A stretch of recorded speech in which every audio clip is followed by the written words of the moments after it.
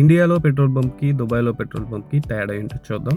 ఇక్కడైతే water service, tyre pressure, అలాగే tyre repair, battery repair, super market, cafeteria అన్నీ కలిపి ఒక పెట్రోల్ బంక్ కూడా ఉంటాయి. అదే మన ఇంటికాడైతే వేరే వేరే దిక్కు వెళ్ళవలసి వస్తుంది. మన ఇంటికాడైతే ఓన్లీ పెట్రోల్ బంక్ ఒకటే ఉంటుంది. ఇక్కడ అలా కాదు, ఆల్ రౌండ్స్ ఒక్క దిక్కునే ఉంటాయి.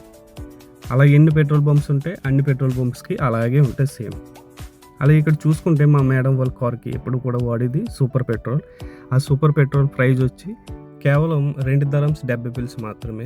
ఆ 2 dirhams 70 పైసలు ఇండియన్ మనీ వచ్చి 60 రూపాయలు అవుతుంది. దుబాయ్లో ఏంటంటే వాటరే ఎక్కువ రేటు, పెట్రోల్ తక్కువ రేటు. ఇంటికాడ అయితే 500 600 కొట్టించుకుంటాం. ఇక్కడ అలా కాదండి. ఇక్కడ దుబాయ్లో కంపల్సరీ ఫుల్ ట్యాంక్ కొట్టించుకుంటారు.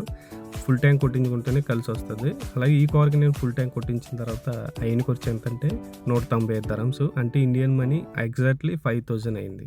నా వెళ్ళే ముందు ఆ కింద గంట బటన్ ఉంటుంది, నొక్కేసి వెళ్ళిపోయా.